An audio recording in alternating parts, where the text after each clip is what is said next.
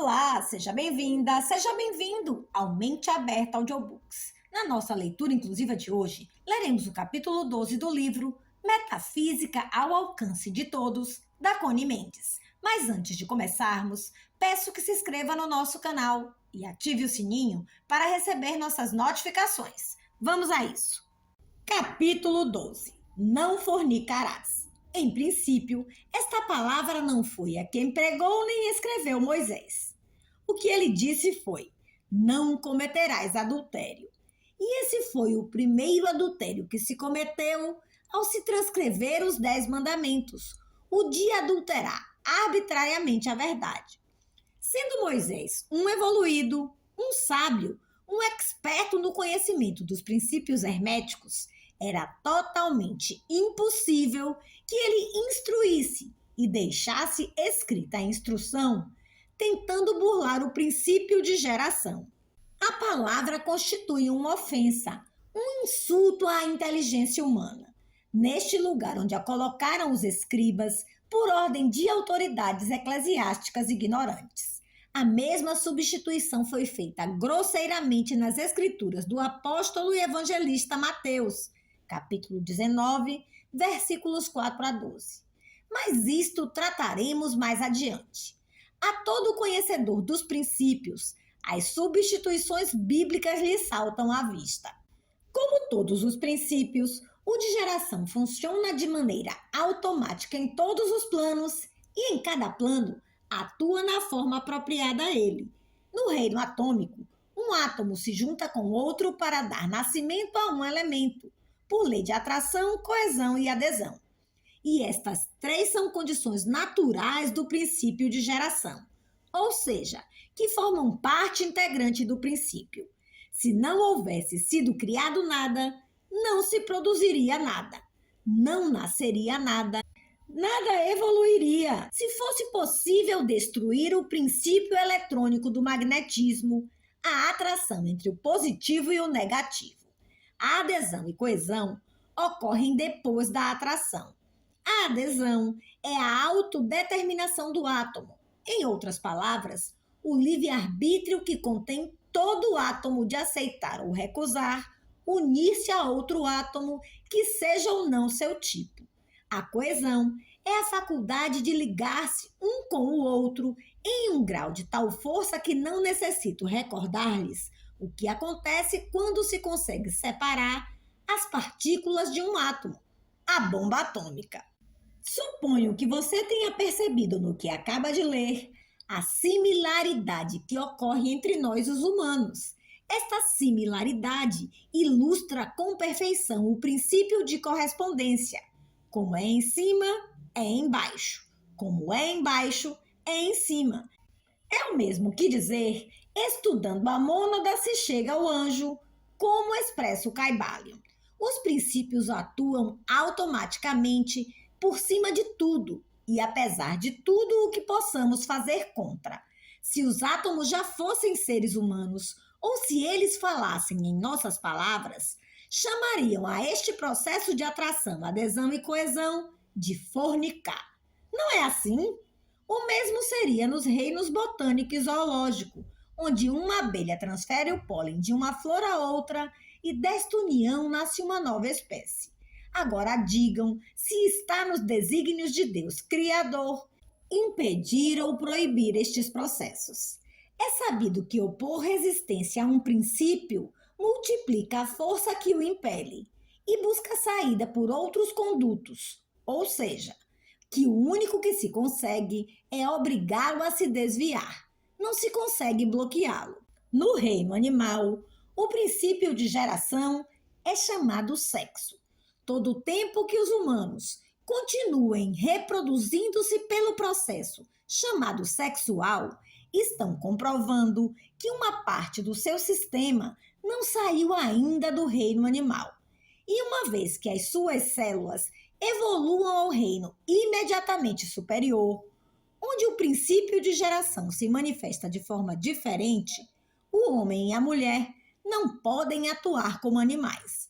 Já não estão neste reino e não os domina a influência inferior. Não sentem desejos sexuais, nem de comer carne.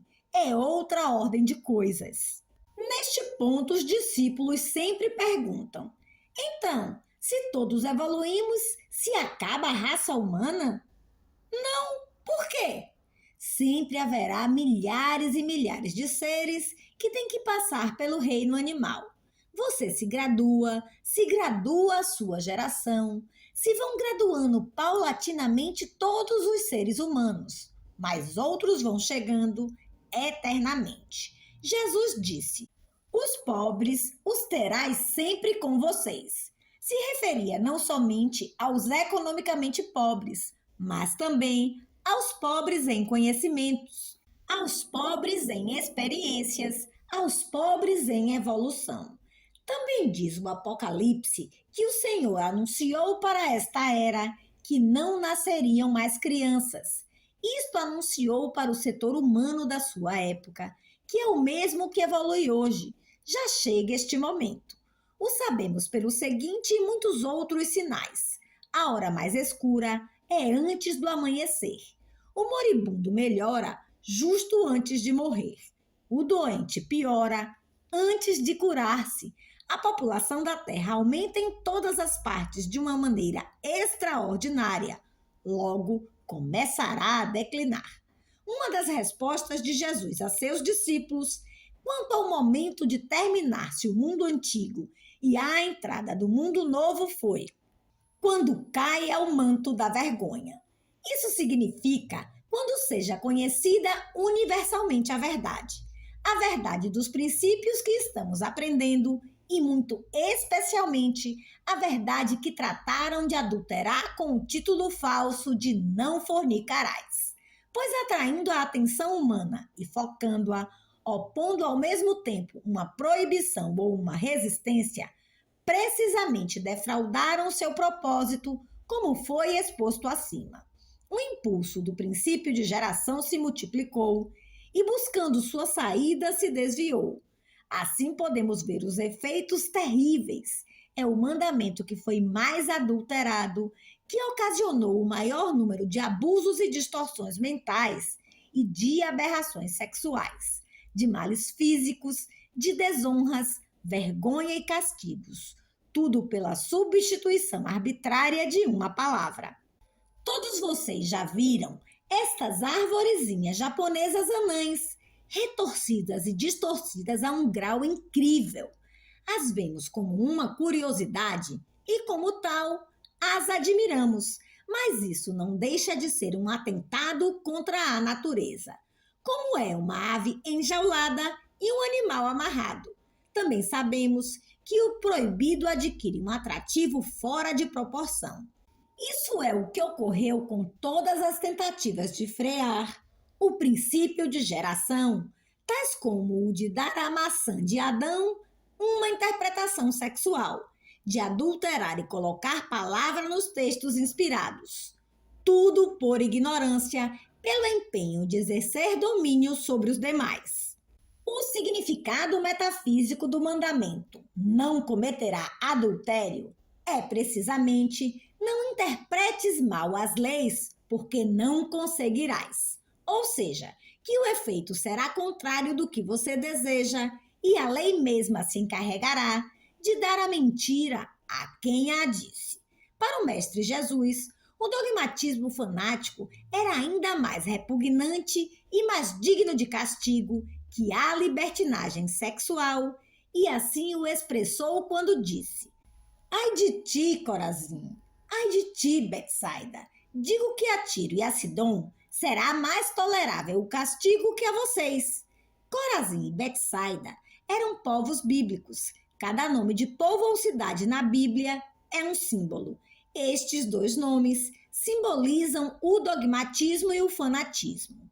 Tiro e Sidom simbolizam desvios sexuais, de maneira que ele disse textualmente que aos pecados sexuais lhes seriam mais tolerável o castigo que ao dogmatismo e ao fanatismo. Em outras palavras, que seriam mais duramente castigados os fanáticos religiosos que as prostitutas. Voltando à referência que fiz no começo do capítulo, São Mateus capítulo 19, versículos 4 e 12, vou copiá-lo na íntegra. Então vieram os fariseus, tentando e dizendo-lhe: é lícito ao homem repudiar sua mulher por qualquer motivo? Ele respondendo lhes disse: não tendes lido que aquele que os fez, no princípio macho e fêmea, os fez, portanto, deixará o homem pai e mãe e se unirá à sua mulher, e serão dois numa só carne? Assim não são mais dois, mas uma só carne. Portanto, o que Deus ajuntou, não o separe o homem. Disseram-lhe eles: então, por que mandou Moisés dar-lhe carta de divórcio e repudiá-la? Disse-lhe ele: Moisés, por causa da dureza dos vossos corações, vos permitiu repudiar vossas mulheres, mas ao princípio não foi assim. Eu vos digo, porém, que qualquer que repudiar sua mulher e se casa com outra, adultera, e o que casar com a repudiada também adultera. Os escribas eclesiásticos colocaram a cláusula salvo por causa de prostituição ou fornicação por sua conta e risco. Tinham que meter de qualquer modo a palavrinha e ficou sem sentido com o passar do tempo e à luz dos ensinamentos superiores. Disseram-lhe seus discípulos: se assim é a condição do homem relativamente à mulher, não convém casar. Ele, porém, lhes disse: nem todos podem receber esta palavra, mas só aqueles a quem foi concebido. Nem todos são capazes de receber isso, somente aqueles a quem é dado. Porque há eunucos que assim nasceram do ventre de sua mãe, e há eunucos que foram castrados pelos homens. E há eunucos que se castraram a si mesmo por causa do reino dos céus. Quem pode receber isto, receba-o. Se vocês são capazes de recebê-lo, viram exposto o princípio de geração até o momento de mencionar a Moisés. A explicação original foi, sem dúvida nenhuma, mais longa e detalhada, já que os discípulos compreenderam e fizeram o comentário. Se assim é a condição do homem com sua mulher, não convém casar-se. O que é o mesmo, não há para que se casar se desde o princípio foram feitos unos. Ou seja, que quando o polo positivo e o negativo se juntam, não há quem os separe. Cada célula que sai do seio de Deus é metade positiva e metade negativa. Ou seja, que na linguagem dos humanos e no plano humano, a célula primitiva ou o átomo original é feminino e masculino. Ao pouco tempo de estar evoluindo, se separam os dois sexos e continuam evoluindo, cada um por seu lado, até o encontro definitivo, no final dos 14.000 anos que se necessita para adquirir a consciência espiritual. Esses dois sexos são entidades separadas, independentes, destinadas a formar um par algum dia. No entanto, há os que não desejam separar-se. Estes são os que Jesus chamou eunucos por causa do reino dos céus. É altamente confortante para todo aquele ou aquela que se encontra solitário no caminho da vida ou que se considera infeliz e mal casado, saber que em algum plano, encarnado ou desencarnado, não importa, mas existe ele ou ela, a outra metade perfeita de cada um, esperando para unir-se à sua alma gêmea, e que todos temos o direito que nos assiste de reclamar esta união. Se nossa alma gêmea está desencarnada, nos uniremos em outro plano. Se estiver encarnada, nada nem ninguém poderá nos manter separadas. A lei ordena tudo harmoniosamente para todo mundo, se assim o pedimos, de acordo com a vontade divina, segundo a graça e de maneira perfeita. E esta nossa outra metade é exatamente o que buscamos e desejamos, o que nos convém por perfeita afinidade. Muitas vezes, em vidas passadas, nos encontramos, nos unimos, e esta lembrança é o que nos faz viver buscando-a. As doutrinas fabricadas erroneamente pelos humanos intercalaram uma lei que diz: o que Deus uniu, que nenhum homem separe.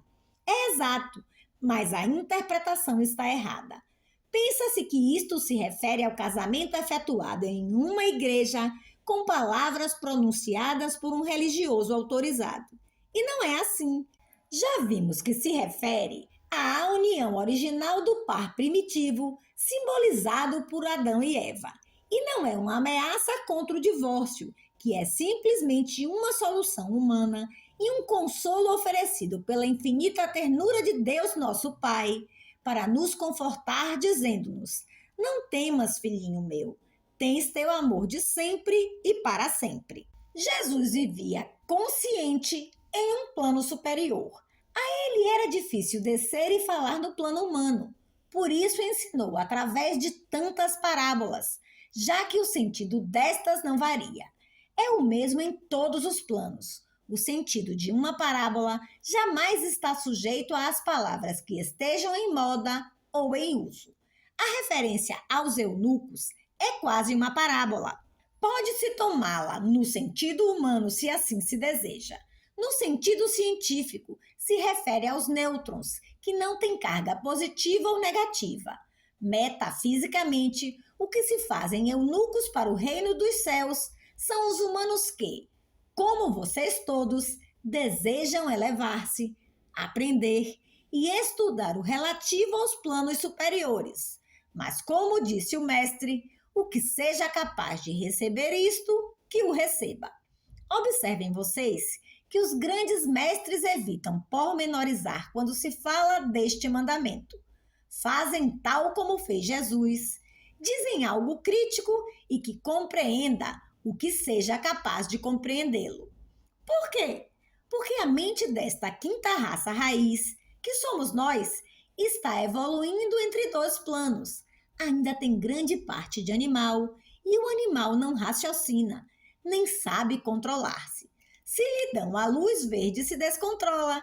Se lhe dão a vermelha, se fulmina ele mesmo. É um ponto de equilíbrio muito difícil de manter. Agradecemos ao Pai por nós já estarmos com um pé levantado para subir o próximo degrau. E lembremos-nos do episódio de Jesus, quando vieram apresentar-lhe uma mulher que foi surpreendida em flagrante adultério e que, de acordo com as leis de Israel, deveria ser apedrejada até a morte. O mestre não respondeu nenhuma sílaba. Começou a desenhar com o dedo na terra a seus pés. Os homens que a trouxeram foram afastando-se um após o outro, e quando estavam sós, Jesus lhe disse: Mulher, onde foram os seus acusadores? Ela respondeu: Não sei, Senhor. Tampouco eu te acuso. Vá em paz, foi a resposta do mestre. A continuação do presente livro da série Metafísica ao Alcance de Todos é Te Presenteio com o que Queiras, de Cone Mendes.